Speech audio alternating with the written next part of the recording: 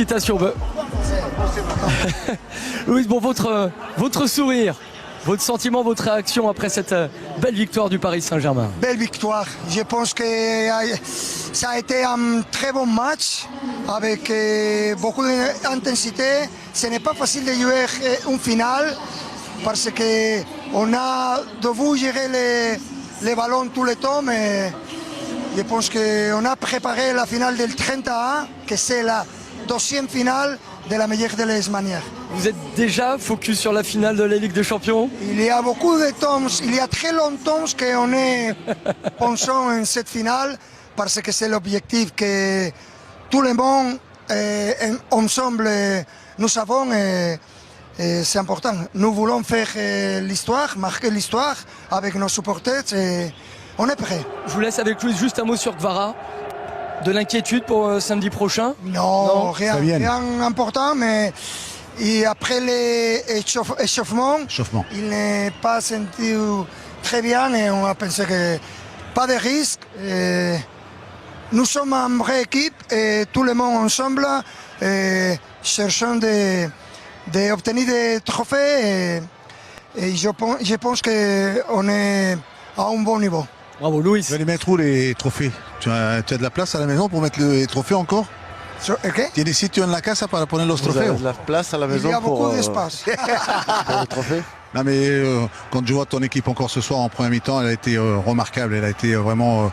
tu dois certainement l'apprécier cette première mi-temps, peut-être la deuxième mi-temps, c'est normal, 3-0, mais la première mi-temps, elle a fait ce qu'il fallait pour la... C'est bizarre parce que ce n'est pas normal de faire un premier mi-temps à ce niveau. Ils sont en difficulté parce que ils doivent jouer les barrages la prochaine semaine et c'est difficile pour eux de gestionner ça, mais pour nous, je pense que tous ensemble, on est prêts et on pense jouer cette finale de la Champions League parce que c'est un moment que j'espère soit très spécial pour tout le monde. Comment tu vas la préparer durant la semaine? Est-ce que tu as déjà le travail déjà qui est dans ta tête pour jouer face à Inter de Milan? Est-ce que tu as déjà une préparation spéciale? Je crois qu'on a porté un moins préparé cette finale de Champions League. Il n'y a pas spécial pour préparer parce que l'équipe est habituée à jouer de ces manières. Tu ne changes rien. Ce sera un moment pour savoir gérer beaucoup de pression parce que c'est normal, enthousiasme, tout le monde est avec nous, mais on doit passer à préparer ça de la meilleure des manières. Tranquillement. Mais justement, je pense que sur le plan footballistique, vous avez tellement de certitude et de confiance au jeu de votre équipe que vous êtes prêts depuis des semaines pour ce match-là. Est-ce pas la gestion émotionnelle qu'il va falloir le plus gérer pour cette rencontre-là, face à une équipe qui a justement l'expérience de finale de Ligue des Champions? Oui, parce que ce n'est pas facile de gérer tout ce que c'est autour de l'équipe, parce que l'illusion est là. Mais nous sommes une équipe jeune, mais à la même fois une équipe avec expérience, avec la volonté de savoir ce que nous devons faire sur le terrain. Et j'espère que le 31, à la fin du match, nous pouvons célébrer la Champions. Dans une semaine, nous y serons. C'est ce qu'on te souhaite. On vous le souhaite, Louis, et félicitations pour votre travail et félicitations pour la grande saison déjà sur le plan national avec le championnat et la Coupe de France. Luis Enrique, l'entraîneur du Paris Saint-Germain, et donc dans une semaine, cette finale de Ligue des Champions. On remercie Luis Enrique et le Paris Saint-Germain. On était sur les remerciements. Merci à vous, bien sûr, d'avoir été avec nous. Merci de votre fidélité. Et Luis Enrique parlait des barrages. Ce sera jeudi. Une bonne ambiance, en laissant heureux ensemble, en jouant ensemble. Voilà, c'est des garçons qui sur le terrain sont en train de nous montrer de belles choses tous ensemble, et ceux qui sont rentrés aussi, parce qu'il y a... Et Louis, je trouve que c'est symbolisé par les gardiens. On n'a jamais connu D'habitude, on élisait un gardien numéro 1 et puis il n'y avait pas de débat. T'as le gardien du championnat, le gardien pour la Coupe de France. Oui, mais là, c'est plus que ça, en fait. Safonov, il a joué beaucoup de matchs, y compris en championnat, etc. Et jusqu'à un moment, on s'est dit ça va fragiliser Donnarumma. Et pourquoi Luis Enrique fait ça? Est-ce que Donnarumma est toujours désirable à Paris? Mais en fait, c'est une vraie rotation des gardiens, et être le gardien numéro 2 sous les ordres de Luis Enrique, c'est vachement valable au Paris Saint-Germain, parce que Safonov, il a fait beaucoup de matchs. Regardez Christian, matchs en Ligue 1. Luis Enrique avec le président de la République. Aperçu Luis Campos. Je voulais montrer quelques images quand même, Louisa, de ce que l'on disait, des replis défensifs. Bien sûr, on connaît le talent, mais l'état d'esprit des replis défensifs d'un Barcola. Alors qu'il y a 3-0, le match est plié, Paris va gagner. On va voir un repli de Barcola, on va voir un repli énorme d'Achraf Hakimi. Oui, mais on l'a entendu, Barcola, sur l'après-match, c'était l'un des objectifs de cette équipe parisienne de ne pas encaisser de but. On a vu au combien ils ont travaillé pour cela, notamment dans les replis défensifs, dans l'intensité des courses. Donc voilà, c'est encore une fois, on ne cesse de le dire, c'est un Paris Saint-Germain très complet, que ce soit offensivement ou défensivement. Les efforts sont faits par l'ensemble de l'équipe. Ça, c'est un bel exemple. C'est des exemples à montrer quand on est devant son poste, quand on est jeune, de voir ce que c'est un joueur comme Barcola, qui est capable de réaliser de choses remarquables avec le ballon dans les pieds, et qu'il est aussi de faire des efforts pour le collectif dans ce repli. Il le montre, c'est comme voilà, ça dénote de l'état d'esprit qu'il y a dans cette équipe, mon cher Florian. Et là, le repli d'Hakimi, Louis, on est à la 90e, le match est fini. Ah, mais ils sont pas à l'arrêt.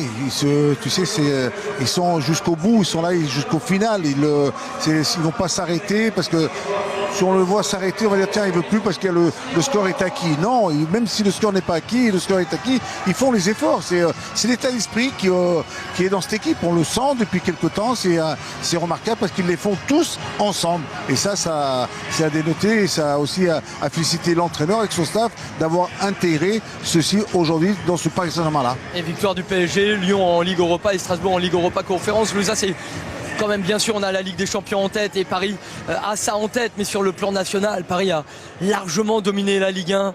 Paris domine largement cette finale de Coupe de France. Ils ont souffert en demi contre Dunkerque, ils étaient menés 2-0, mais sur le plan national, il n'y a pas de concurrence.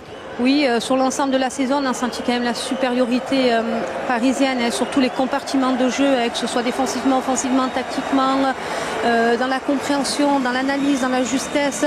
Donc voilà, c'est un Paris Saint-Germain très très fort qui va se présenter le week-end prochain, samedi prochain, face à l'Inter de Milan. Mais la rencontre que va jouer Paris face à l'Inter, c'est plus qu'une rencontre. C'est une rencontre de portée mondiale, de portée historique, qu'un joueur joue rarement dans une carrière. Donc voilà, ils l'ont préparé de la meilleure des façons ce soir face à Reims, avec beaucoup de sérieux, beaucoup d'application, beaucoup de détermination. Ils vont arriver avec le plein de confiance face à l'Inter Milan. C'est la naissance d'une nouvelle on va dire, équipe du Paris Saint-Germain, avec des garçons qui ont cette envie en eux et de jouer ensemble, de mettre toutes les conditions sur le terrain. On sent que ce groupe-là, il y a un groupe qui est né dans ce Paris Saint-Germain-là, parce que c'est en fonction de son envie qu'on les voit dans le style avec ou avec sans ballon, dans la possession, dans le pressing. On les sent tous impliqués. Il n'y a pas personne. Tout le monde est en train de faire des efforts, et c'est ça qui est remarquable à voir. On les aime, on les regardant, on se dit voilà, c'est un collectif. Il y a beaucoup de, ça va être un exemple à suivre dans les années à venir comme ça. Oui, parce que l'effectif très jeune. Et oui. Et c'est vrai qu'on a encore des marges de progression, des joueurs qui vont encore s'affirmer, des recrues qui vont encore arriver avec des potentiels. S'ils restent sérieux, oui. Ça aussi c'est très important. Parce que si tu es à Paris quand même, tu vois.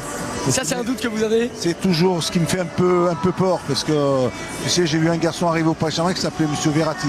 M. Verratti là, il était exceptionnel. C'est un garçon qui avait un talent, des qualités hors normes.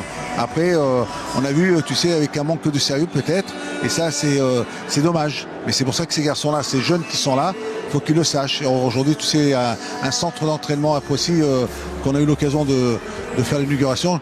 L'outil de travail est remarquable, hein. Le site, le lieu pour s'entraîner, pour se préparer, ça aussi c'est aussi un avantage pour ces jeunes et pour ces joueurs-là. Et tous les signaux sont au vert. Louisa, bien sûr pour la finale Ligue des Champions, mais également pour les mois, les années à venir pour ce Paris Saint-Germain-là. Luis Campos qui a prolongé, un outil de travail phénoménal et des joueurs à fort potentiel et très jeunes. Oui, de jeunes talents à fort potentiel. On a vu une belle progression déjà sur l'ensemble de la saison. Comme je l'ai dit précédemment, ils ont la chance d'avoir aussi un entraîneur comme Luis Enrique qui ne laisse rien au hasard. Il va continuer à les guider, à les accompagner. Mais ce qui va être le plus difficile, ça va être de confirmer. Parce qu'après une telle saison, après une telle démonstration et étaler autant de talent sur le terrain, maintenant il va falloir qu'ils soient capables de réitérer les saisons et de confirmer tout ce qu'ils ont pu montrer et tout ce qu'ils vont encore montrer certainement sur la finale de samedi. Et ce qui est important aussi, Florian, quand tu parles de Luis Enrique et de Luis Campos, on sent que cette gestion sportive, elle est bonne, elle est très bonne. Il y a une entente avec un directeur sportif et un entraîneur qui s'entendent bien, on les sent, ils sont unis tous les deux. On les voit assez souvent ensemble avant un match, après un match, et on sent que dans cette gestion sportive, ils font des choix. Et je pense qu'il y a des, on va dire qu'ils se concertent pour essayer d'éviter de se trouver le moins possible.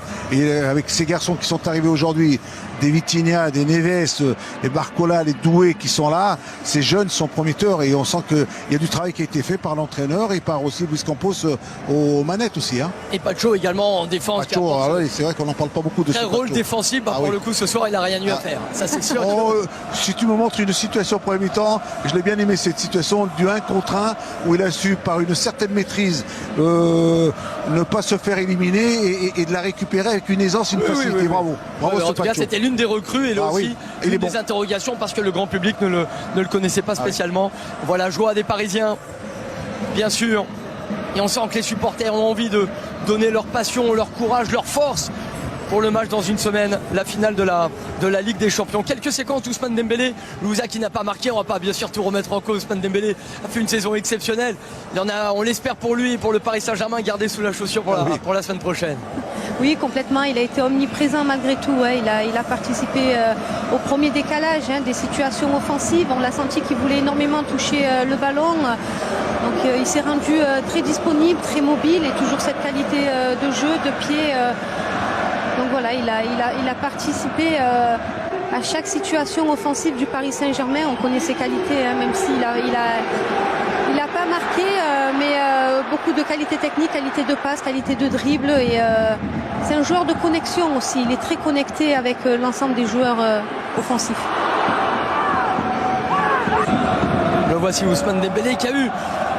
Il a eu la pelouse, des petits problèmes de faux rebond quand il avait l'occasion de partir en face à face sur une conduite de balle. Mais c'est vrai qu'il a ce rôle où il décroche énormément. Et c'est terrible pour les défenseurs de savoir si vous le suivez, si vous le lancez à un milieu de terrain. Il faut beaucoup de communication pour les adversaires. Il a une certaine liberté de déplacement. On a connu un Ousmane démarrer sur le côté droit, jouer sur ce côté.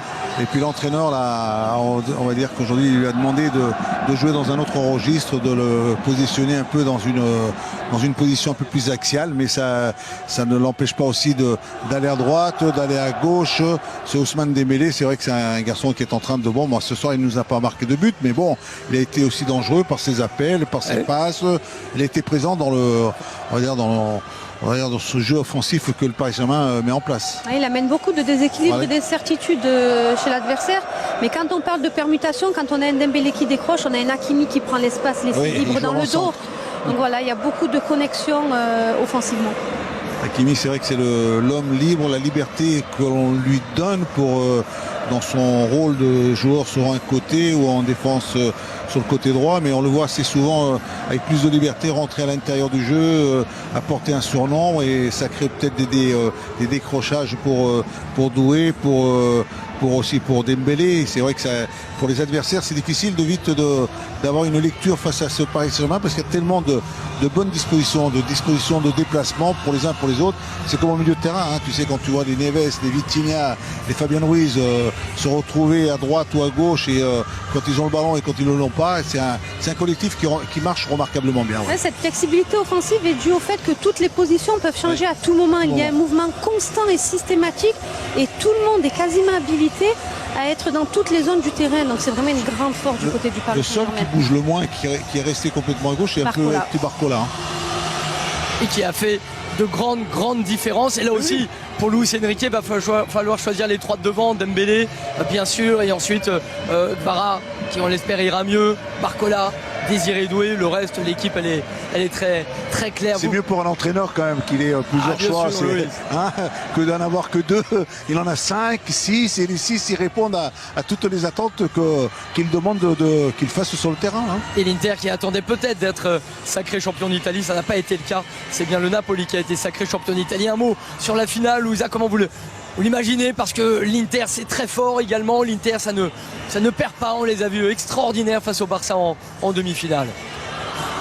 Oui, mais je pense qu'ils ont une belle répétition justement face au Barça, parce que cette équipe du Paris Saint-Germain ressemble énormément à l'équipe barcelonaise qu'on en a vu face à l'Inter de Milan, avec beaucoup plus de force défensive du côté du Paris Saint-Germain, parce que Barcelone, on a vu qu'il prenait énormément de risques et de déséquilibre défensif que Paris ne prend pas. Hein. On garde toujours quand même une ossature défensive avec un équilibre.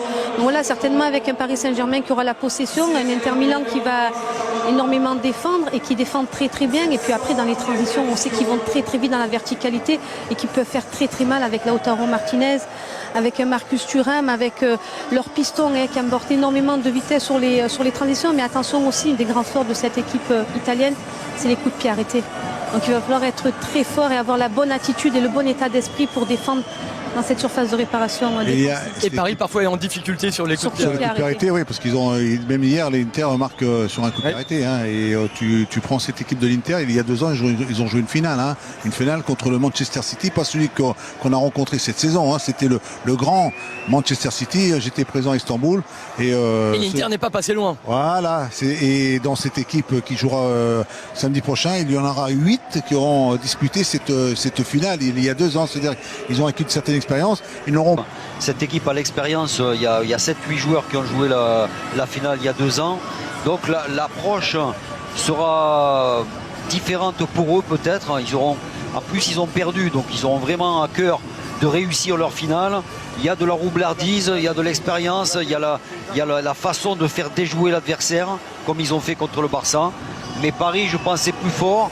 Mais attention, parce que justement, il va falloir être à un très haut niveau pour les Parisiens pour battre cette équipe de l'Inter qui a toutes les qualités. Ouais, mais c'est au milieu. Ouais. John Neves, Fabien Ruiz et Vitinha prennent le dessus sur Çalhanoğlu, mais ils sont forts aussi. Mkhitaryan et Barella. Alors le match sera probablement gagné. Mais il faut gagner le match au milieu de terrain contre les 3 que je viens de citer. Et c'est pas n'importe qui les trois. Il va certainement attaquer. Attention, comme a dit Louisa, Marcus Thuram et Lautaro Martinez, ils sont très complémentaires en contre, ils sont très dangereux. Voilà. Mais encore une fois, moi je pense que si Paris fait un grand match, Paris va la gagner. Ça va être intéressant parce que ça va être une vraie opposition de style. Hein. Vraiment. Non, mais on peut s'attendre à avoir une belle finale. Hein. Tout est réuni, non? Je pense que c'est d'un côté comme de l'autre, il y a de la qualité. Hein. Et ce soir, c'est bien sûr la Coupe de France pour les Parisiens, avec Barcola qui, on le rappelle, met un doublé, une passe décisive. Homme du match, Bradley Barcola. Et ces Parisiens qui restent un petit peu sur la pelouse avant de retourner dans les vestiaires, de savourer également avec les membres de la famille. Je voulais vous montrer tout de même ici sur le plateau, on ira le donner à Aïssa qui est reparti. C'est le gardien Diouf